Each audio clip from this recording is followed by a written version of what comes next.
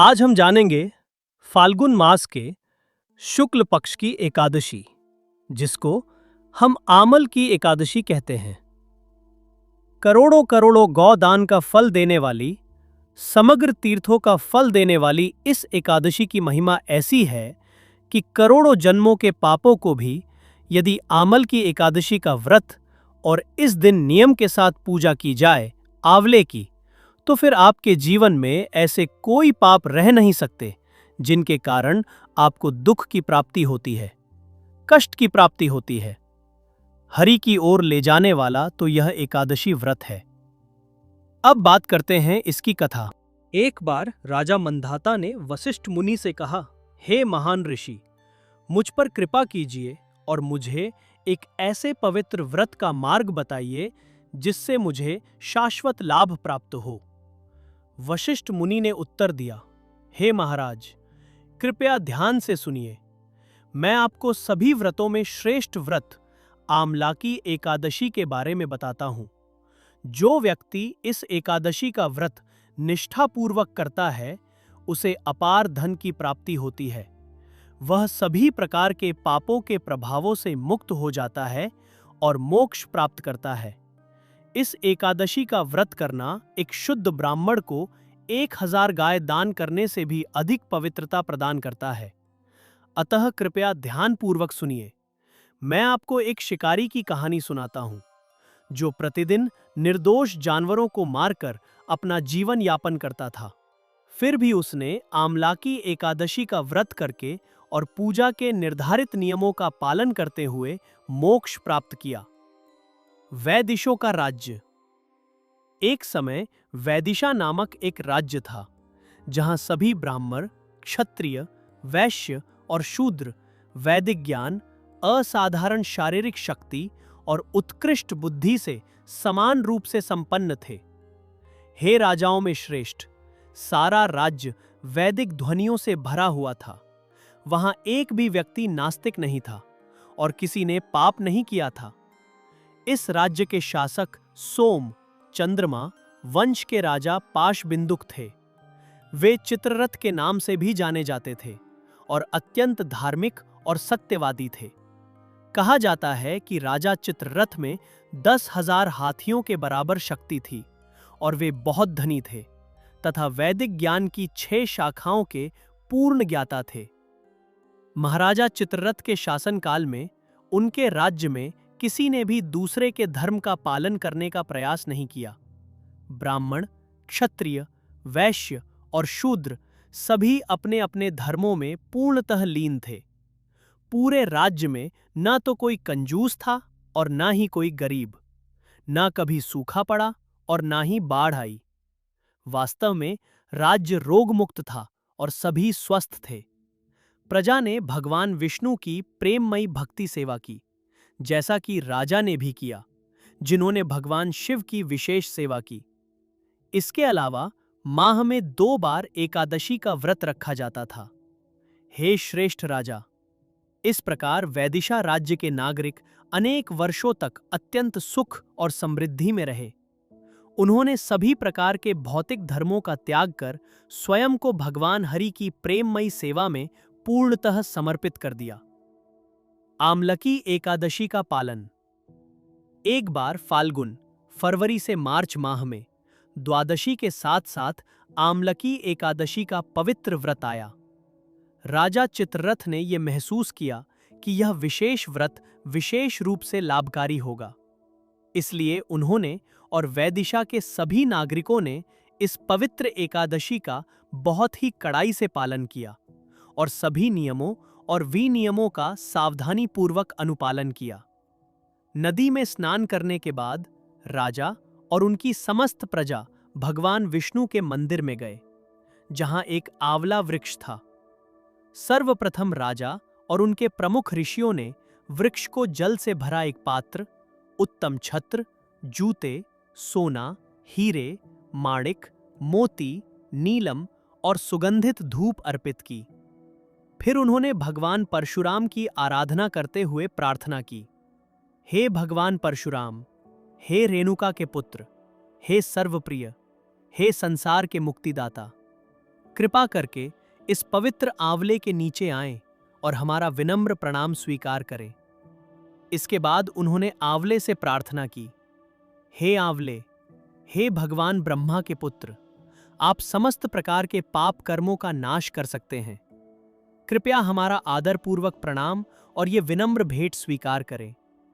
हे आंवले, आप वास्तव में ब्रह्म का स्वरूप है और एक समय स्वयं भगवान रामचंद्र ने आपकी आराधना की थी। इसलिए जो भी आपकी परिक्रमा करता है वो तुरंत अपने समस्त पापों से मुक्त हो जाता है। इन उत्तम प्रार्थनाओं के बाद राजा चित्ररथ और उनकी प्रजा एकादशी व्रत के नियमों के अनुसार रात भर जागते रहे और प्रार्थना एवं आराधना करते रहे। उपवास और प्रार्थना के इसी शुभ समय में एक अधार्मिक व्यक्ति सभा में आया, जो पशु वध करके अपना और अपने परिवार का भरण पोषण करता था। थकान और पाप से ग्रस्त उस शिकारी ने राजा और वैदिशा नगर के नागरिकों को अनेक दीपों से जगमगाते सुंदर वन में रात भर जागकर उपवास करते हुए और भगवान विष्णु की आराधना करते हुए आमलकी एकादशी का पालन करते देखा। शिकारी पास ही छिप गया और यह सोचकर अचंभित रह गया कि उसके सामने यह असाधारण दृश्य क्या है। भाग्यशाली शिकारी, यहां क्या हो रहा है, उसने सोचा। पवित्र आमलकी वृक्ष के नीचे उस सुंदर जंगल में उसने जो देखा वह था भगवान दामोदर की मूर्ति की पूजा एक जलपात्र के आसन पर की जा रही थी। राजा वसुरथ बलवान और निर्भीक थे। सूर्य के समान तेजस्वी और चंद्रमा के समान सुंदर। बल में वे श्री विष्णु के समान और क्षमाशील पृथ्वी के समान थे।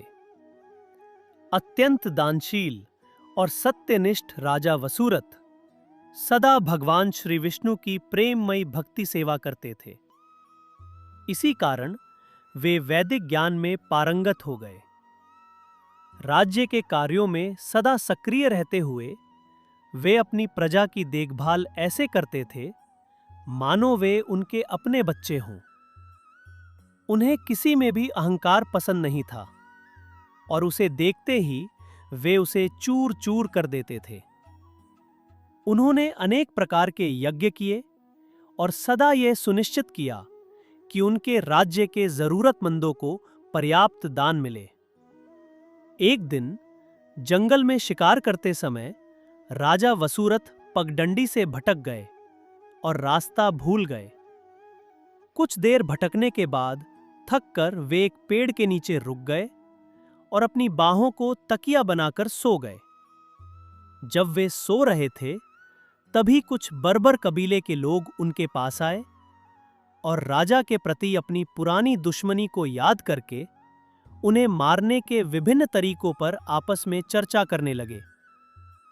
क्योंकि उन्होंने हमारे पिता, माता, जीजा, पोते, भतीजे और चाचाओं को मार डाला, इसलिए हम जंगल में पागलों की तरह भटकने को विवश है। महान बचाव ऐसा कहकर वे राजा वसुरथ को भाले, तलवारें, बाण और रहस्यमयी रस्सियों सहित विभिन्न हथियारों से मारने की तैयारी करने लगे। लेकिन इनमें से कोई भी घातक हथियार सोते हुए राजा को छू भी नहीं सका और जल्द ही असभ्य कुत्ते खाने वाले कबीले के लोग भयभीत हो गए। उनके भय ने उनकी शक्ति छीन ली और कुछ ही समय में वे अपनी बची कुची बुद्धि भी खो बैठे और घबराहट और कमजोरी से लगभग बेहोश हो गए। अचानक राजा के शरीर से एक सुंदर स्त्री प्रकट हुई, जिसने आदिवासियों को चौंका दिया। अनेक आभूषणों से सजी, अद्भुत सुगंध बिखेरती, गले में उत्तम माला पहने, भयंकर क्रोध से तनी भौहें और धधकती लाल आंखें लिए वो मानो साक्षात मृत्यु प्रतीत हो रही थी। अपने धधकते चक्र से उसने सोते हुए राजा को मारने की कोशिश करने वाले सभी आदिवासी शिकारियों को तुरंत मार डाला। तभी राजा की नींद खुली और अपने चारों ओर मृत पड़े कबीले के लोगों को देखकर वो चकित रह गया। उसने सोचा ये सब मेरे महान शत्रु थे। इन्हें इतनी बेरहमी से किसने मारा? मेरा महान उपकारक कौन है? ठीक उसी क्षण उसने आकाश से एक आवाज सुनी। तुमने पूछा कि तुम्हारी सहायता किसने की? भला वो कौन है जो संकट में फंसे किसी भी व्यक्ति की सहायता कर सकता है? वो कोई और नहीं बल्कि श्री केशव है, जो भगवान है, जो बिना किसी स्वार्थ के उन सभी का उद्धार करते हैं जो उनकी शरण में आते हैं। ये शब्द सुनकर राजा वसुरथ भगवान श्री केशव कृष्ण के प्रति प्रेम से अभिभूत हो गए। वे अपनी राजधानी लौट आए और वहां दूसरे भगवान इंद्र स्वर्ग के राज की तरह बिना किसी बाधा के शासन करने लगे। निष्कर्ष। अतः हे राजा मंधाता, पूज्य वशिष्ठ मुनि ने निष्कर्ष निकालते हुए कहा, जो कोई भी इस पवित्र आमलाकी एकादशी का पालन करता है वो निसंदेह भगवान विष्णु के सर्वोच्च धाम को प्राप्त करेगा, क्योंकि इस परम पवित्र व्रत के पालन से प्राप्त होने वाला धार्मिक पुण्य इतना अधिक है। इस प्रकार ब्रह्मांड पुराण से फाल्गुन शुक्ला एकादशी या आमलकी एकादशी की महिमा का वर्णन समाप्त होता है। यदि अमरलकी का वृक्ष उपलब्ध ना हो तो पवित्र तुलसी के वृक्ष की पूजा करें। साथ ही तुलसी के बीज बोएं और उसे दीपक अर्पित करें।